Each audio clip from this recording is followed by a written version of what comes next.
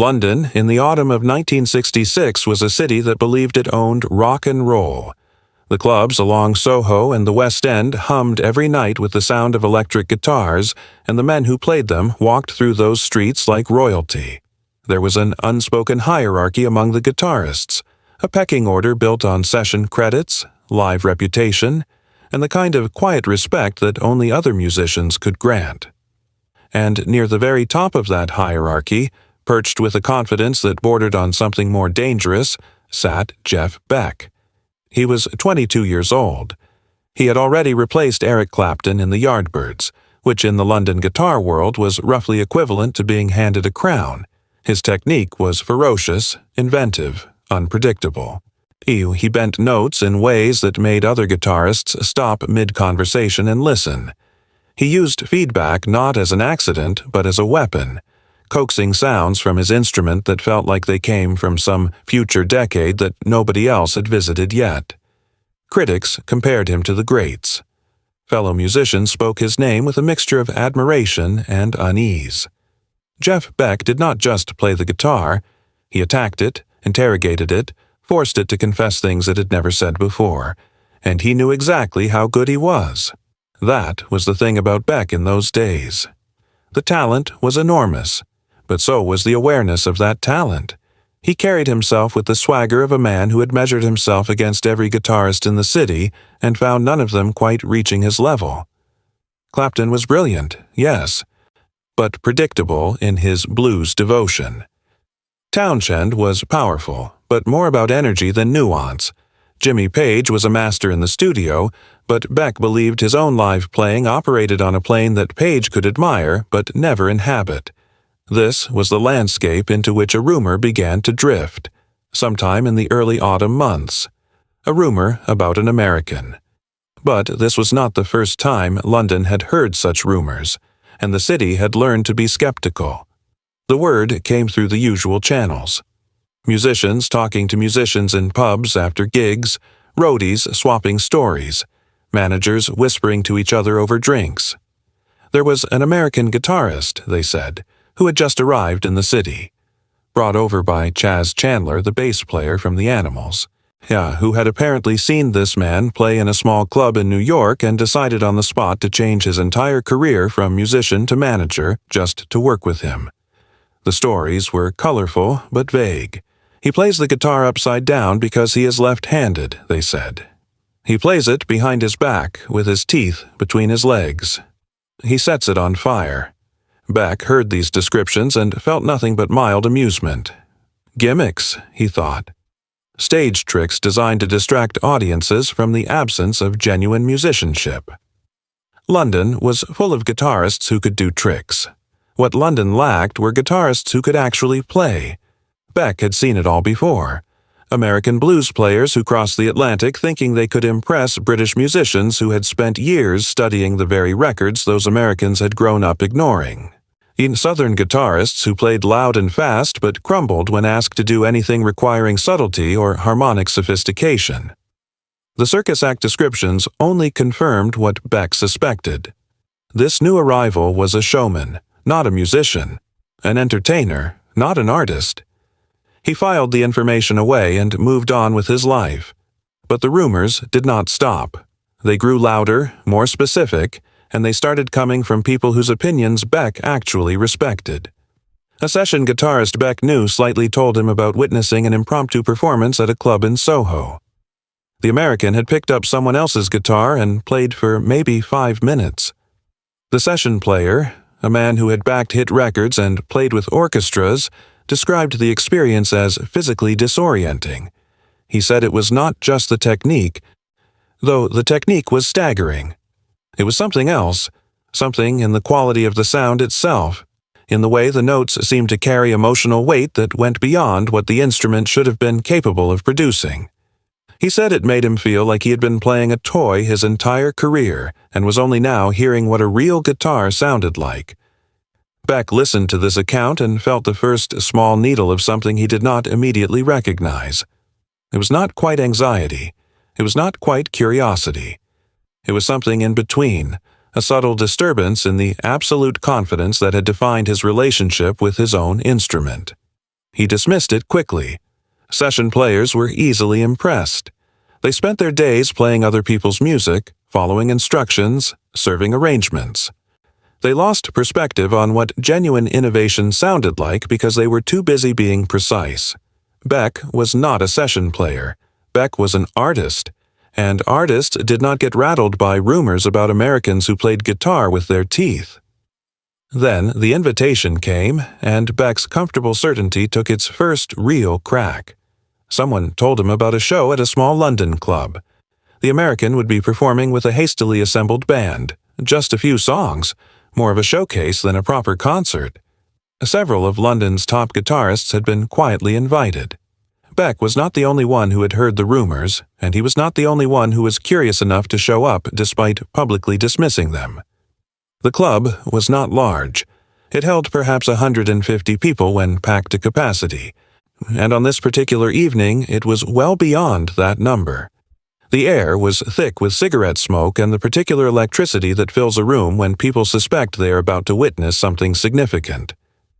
Beck arrived with the casual confidence of a man attending an event he expected to find mildly entertaining at best. He positioned himself near the bar, ordered a drink, and surveyed the room with the evaluating gaze of a professional assessing his competition. He recognized faces. Other guitarists, producers, journalists, the usual London music crowd. There was a buzzing quality to the conversations, an undercurrent of anticipation that Beck found slightly irritating. The American had not even played a note yet, and already people were acting as though they were about to witness the second coming. Yet the stage setup was minimal. A couple of amplifiers, a drum kit, a bass rig. Nothing that suggested anything revolutionary was about to occur. Beck took a sip of his drink and waited with the patient skepticism of someone who had earned the right to be hard to impress. But the moment the American walked on stage, something in the atmosphere shifted in a way that Beck could not immediately explain.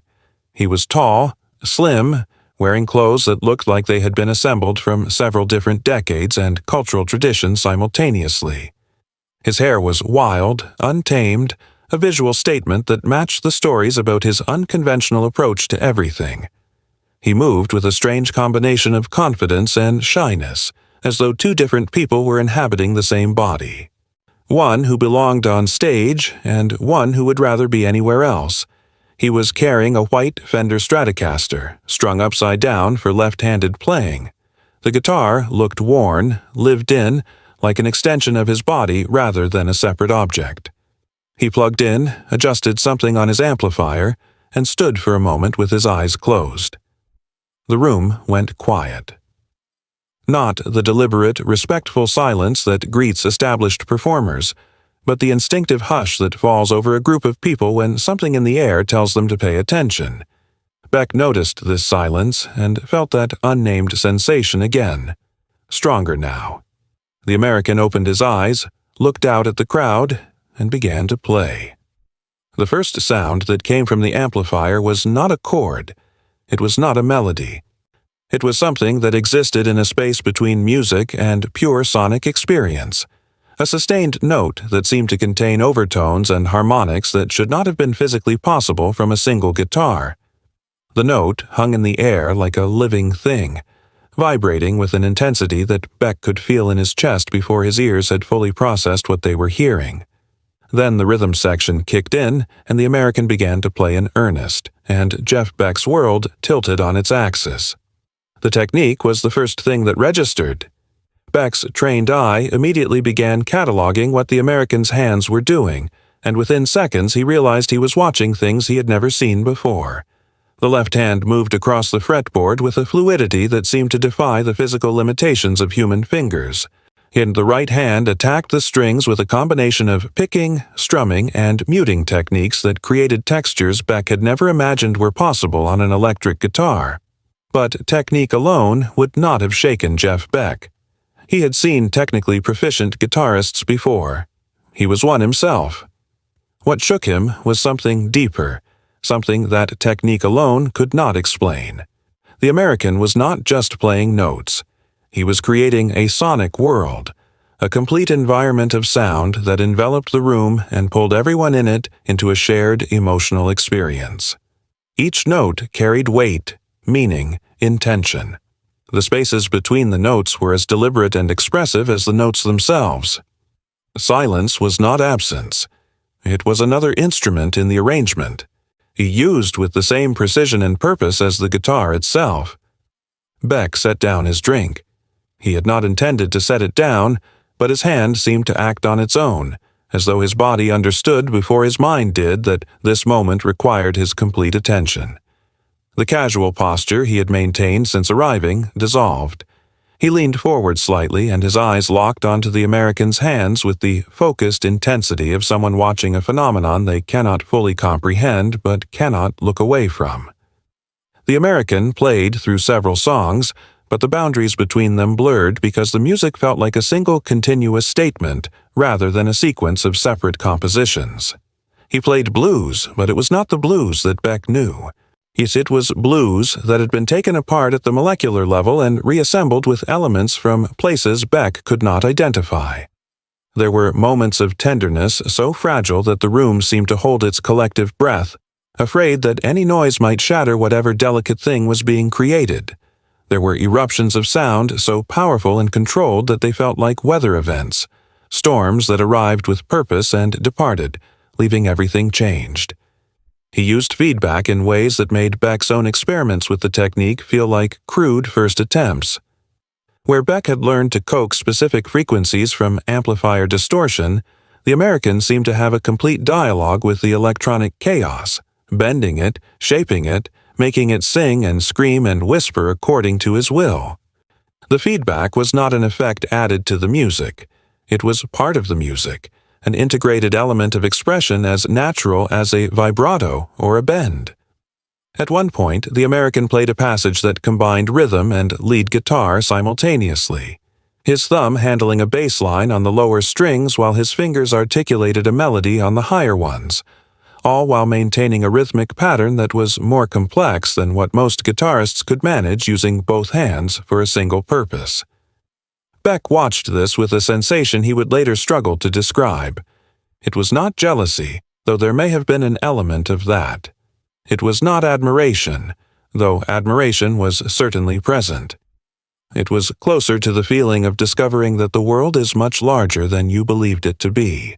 The realization that the instrument you had spent years mastering contained possibilities you had never suspected, that the territory you thought you had mapped completely had entire continents you had never visited. But the real devastation came not from any single technical achievement.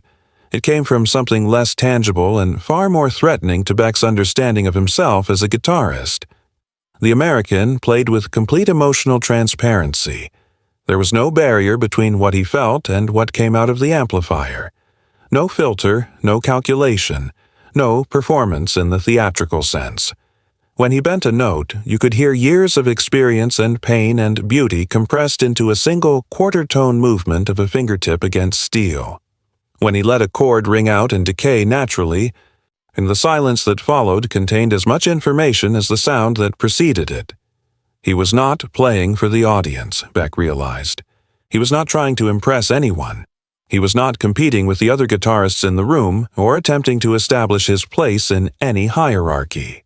He was simply expressing something that needed to be expressed, using the guitar as a medium for communication so direct and honest that it bypassed every defense mechanism that professional musicians build around themselves to protect their egos from the vulnerability of genuine artistic expression.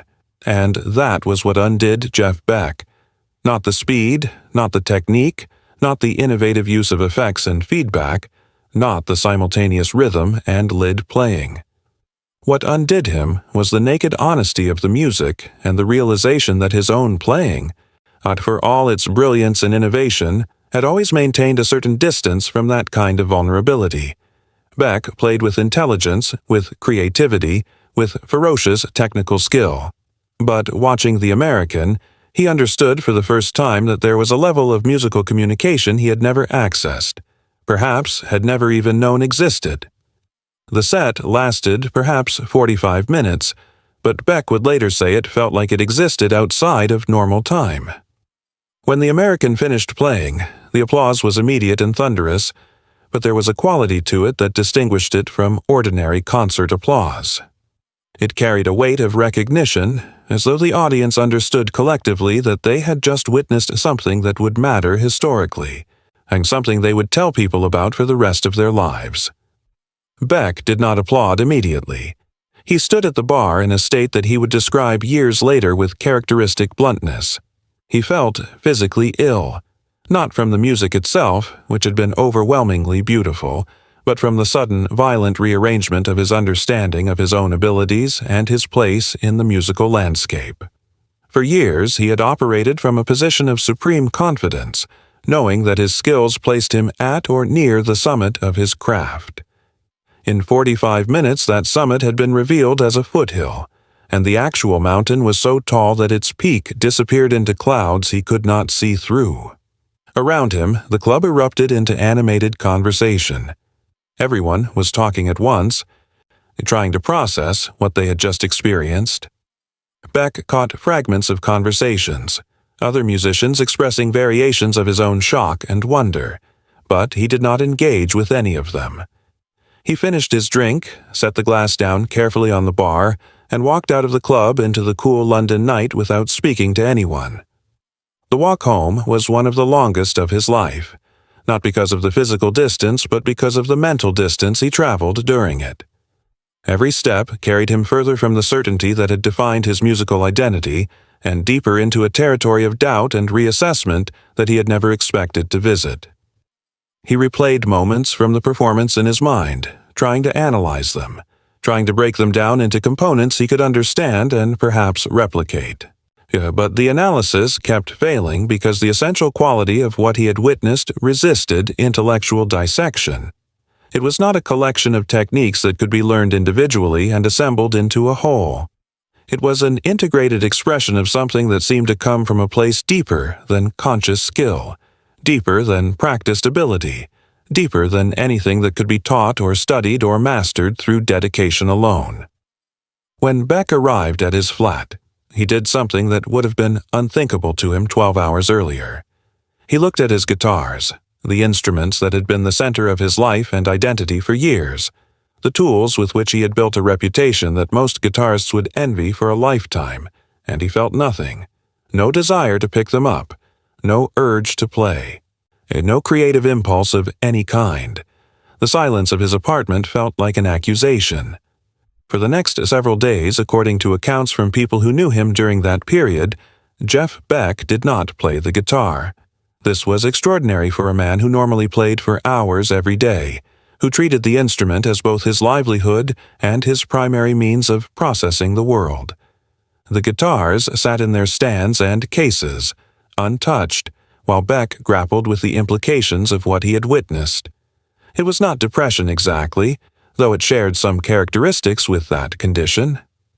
It was more like the disorientation that follows a fundamental shift in perception, the period of adjustment that occurs when a deeply held belief about reality is suddenly and comprehensively disproven. He had believed he understood the guitar. He had believed he was pushing it to its limits, exploring its farthest boundaries. He had been wrong, and the magnitude of his error was so large that it required a complete reconstruction of his relationship with the instrument before he could pick it up again. But here is where the story becomes something more than a tale of one musician being humbled by another.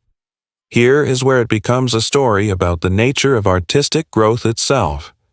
Because Jeff Beck did pick up the guitar again. And when he did, everything about his approach had changed. The days of silence had not been wasted. They had been a period of intense internal recalibration during which Beck dismantled his old assumptions about his instrument and began building new ones from the ground up. He did not try to imitate the American. That would have been both impossible and artistically dishonest. Instead, he absorbed the central lesson of what he had witnessed, the lesson about vulnerability, about directness of expression, about the possibility of using the electric guitar as a medium for unfiltered emotional communication, and he began finding his own way to apply those principles. His playing after that night carried a different quality. Music journalists and fellow musicians who tracked his evolution noticed a new depth in his work, a willingness to take risks that went beyond technical experimentation into emotional territory. He began exploring the guitar's capacity for producing vocal qualities, for sustaining notes in ways that mimicked human breath and human feeling. He started treating the instrument less like a machine to be mastered and more like a voice to be developed, a voice that could say things that his speaking voice never could. The recordings he made in the years that followed bore the fingerprints of this transformation. Where his earlier work had been characterized by aggressive technical brilliance, his later playing developed a lyrical quality, a sense of space and breadth and emotional range that critics would eventually recognize as his mature voice. He learned to let notes ring out longer. He learned to use silence with the kind of deliberate purpose he had witnessed that night. He learned, most importantly, that the goal of playing guitar was not to demonstrate what you could do, but to express what you felt. And here is the part of the story that makes it not just about Jeff Beck, but about something universal. Because the American guitarist who had caused this transformation did not set out to humble anyone. Biographies and accounts from people who knew him consistently describe a person of extraordinary gentleness and modesty, someone who seemed genuinely unaware of the devastating effect his playing had on other musicians. He did not walk on stage that night intending to prove he was better than every guitarist in London.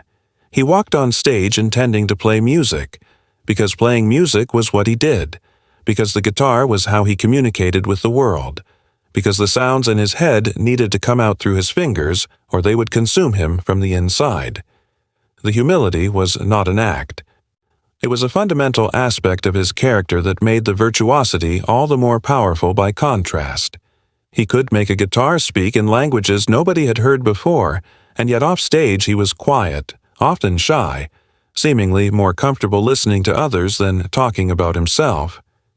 This combination, the volcanic creativity paired with the gentle disposition, was what made the impact so profound and so lasting. If the American had been arrogant about his abilities, Beck might have dismissed the whole experience as showmanship, might have retreated into defensive criticism rather than allowing the encounter to change him. But you cannot build defenses against someone who is not attacking. You cannot dismiss someone who makes no claims for themselves and lets the music do all the talking. In the years that followed, Beck spoke about that night with a candor that was unusual for a musician of his stature and temperament. He was not a man given to easy vulnerability or public self-doubt. His reputation in the music world was built partly on the same fierce confidence that had characterized his early career. But when the subject of the American came up, something in Beck's demeanor would shift. The confidence would soften into something more reflective, more honest, more human. He would describe the experience of hearing that music for the first time with language that sounded almost spiritual, as though he were describing not just a concert, but a conversion. He would talk about the days of silence that followed and the slow process of rebuilding his relationship with his instrument. He would acknowledge, with the directness that was his most admirable quality, that everything in his playing that people considered his best work was influenced in some way by what he heard that night.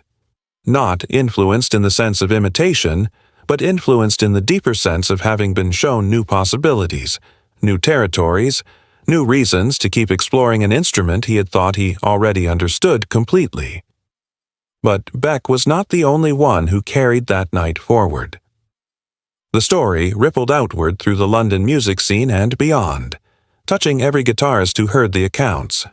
Some responded as Beck did, with an initial shock that gradually transformed into deeper artistry. Others retreated, deciding that if they could never reach the level they had witnessed, there was little point in trying. A few responded with denial, insisting that the American was all tricks and volume and flash, that his technique was impressive, but his musicality was shallow. These reactions said more about the musicians who had them than about the music they had heard, but they were all part of the same phenomenon.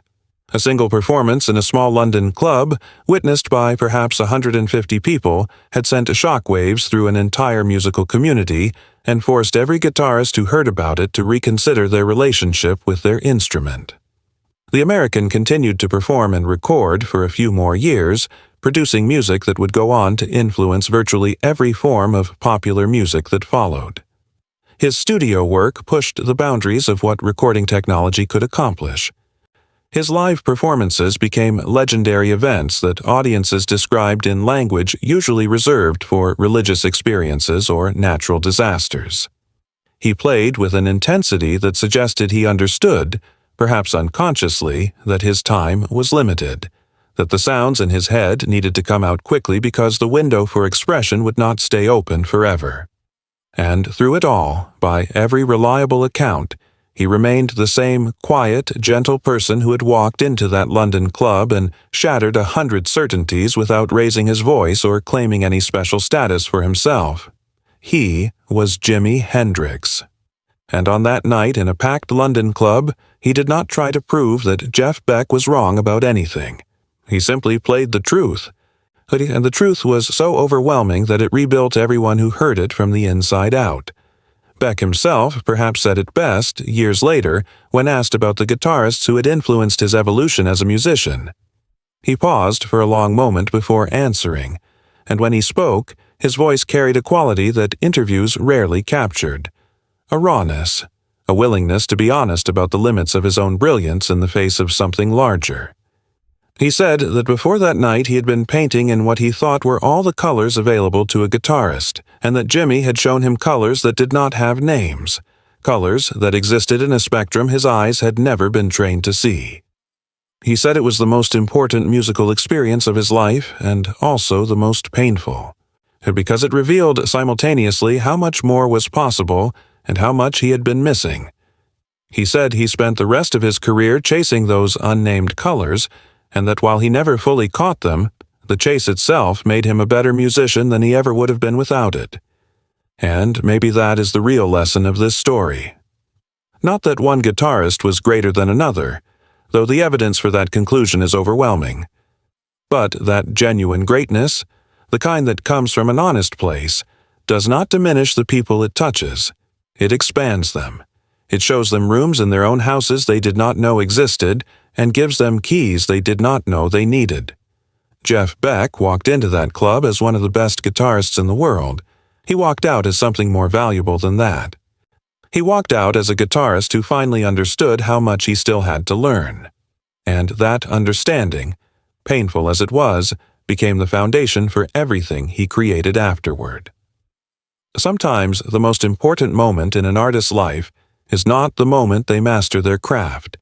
It is the moment they discover that mastery is not a destination, but a direction, that the road is infinitely longer than they imagined, and that the walking itself is the point. Jimi Hendrix gave Jeff Beck that discovery.